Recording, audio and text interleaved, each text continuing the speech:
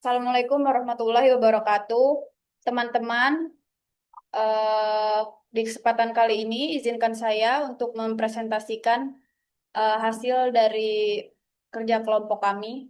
Pertama-tama, saya ingin memperkenalkan teman saya, yaitu ada Abinus Halu, kemudian ada Ahmad Fauzan, dan saya sendiri Sri Rahmaningsih. Di pendahuluan. Media sosial adalah tempat di mana setiap orang bisa berkomunikasi secara intens dengan manusia lainnya. Media sosial sudah berkembang sejak revolusi industri yang sudah menambah ke seluruh lapisan-lapisan kehidupan manusia. Media sosial menjadi bagian yang paling krusial dalam mengekspresikan kebebasan individu. Media sosial yang kita kenal saat ini adalah teknologi yang mampu menghadirkan segala informasi baik berupa aktual, faktual, maupun informasi yang belum sering terkait legalitasnya. Dampak media sosial akan dibacakan dengan Aldo. Baik, terima kasih untuk teman saya yang sebelumnya tadi sudah menjelaskan di bagian pendahuluan atau lebih spesifiknya di latar belakang.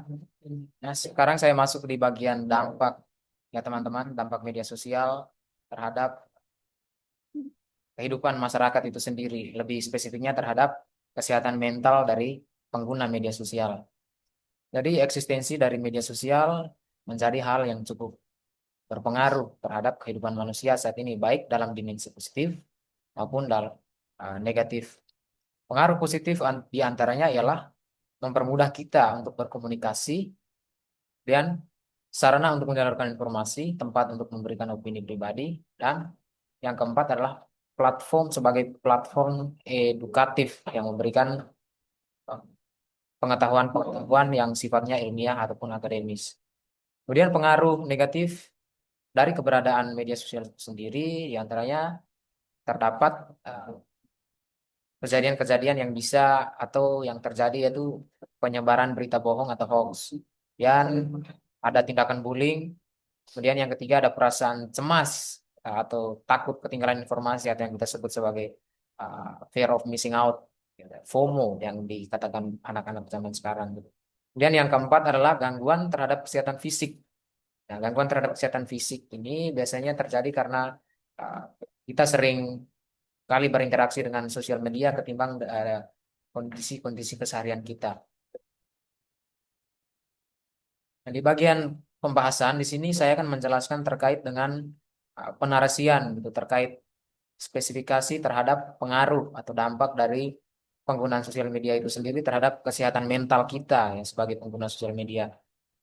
Nah, keberadaan sosial media yang begitu masif menjadikan setiap orang ya memiliki akses terhadap hal apapun karena teknologi kita genggam sepenuhnya lewat sosial media. Kemudian sehingga sangat besar kemungkinan untuk terjadinya hal-hal yang sifatnya mengganggu ataupun menghina itu keberadaan manusia lainnya dalam berkomunikasi. Kita seringkali melupakan hal-hal yang menjadi nilai daripada keberadaan media sosial itu sendiri.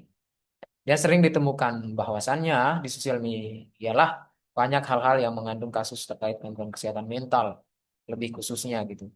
Nah, tindakan-tindakan bullying, tindakan-tindakan seperti bullying, kemudian penghinaan ataupun rasisme gitu terhadap individu ataupun kelompok-kelompok tertentu. Nah, sehingga itu menyebabkan korban atau yang korban daripada hal-hal tersebut atau dari kasus tersebut mengalami gangguan terhadap mentalnya gitu.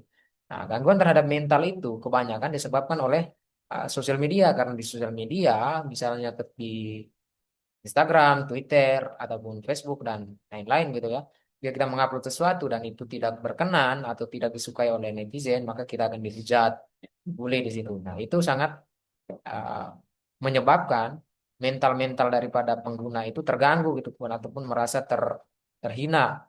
Ya, dengan dihina kan di sosial media kita bebas itu mengomentari apapun yang berasal dari pikiran kita.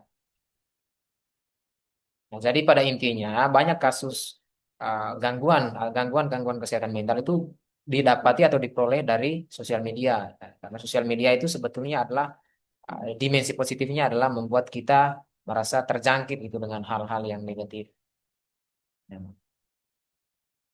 Nah, untuk hal berikutnya nanti akan dijelaskan oleh teman saya.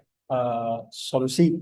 Buat solusinya, hal-hal yang bisa ditawarkan untuk mengatasi besar kemungkinan terjadinya tindakan yang mengganggu kesehatan mental adalah sosialisasi terkait etika penggunaan media sosial yang bijak, mengurangi penggunaan gadget yang berlebihan, selektif dalam memilih konten yang tersebar di media sosial, perbanyak aktivitas di luar, eh, aktivitas di dunia nyata. Contohnya itu seperti olahraga, interaksi, tatap muka, dan menyalurkan hobi kita. Hal-hal yang harus dibatasi, menetapkan waktu bebas medsos, misalnya 1 jam sebelum tidur atau saat makan. Unfollow akun yang memicu perbandingan negatif, follow akun yang inspiratif dan positif. Menggunakan medsos dengan tujuan bukan sekedar menggulir tanpa henti atau scrolling. Nah, buat kesimpulannya akan dibacakan sama teman. Ya, untuk kesimpulannya yaitu media sosial memang sudah merambah ke seluruh lapisan kehidupan manusia. Dan itu bagian dari pengaruh kemajuan teknologi yang tak terbendung. Media sosial yang kita gunakan adalah salah satu bagiannya. Penggunaan sosial media perlu adanya kebijakan manusia untuk mengontrol penggunaannya supaya tidak terjadi berbagai hal-hal yang masuk pada tataran rasisme, bullying, ataupun penyebaran hoax. Literasi digital adalah salah satu bagian penting bagi masyarakat modern untuk bisa memahami jauh terkait penggunaan media sosial yang bijak. Mungkin itu saja yang bisa disampaikan dari kelompok kami. Kurang lebihnya kami mohon maaf. Terima kasih.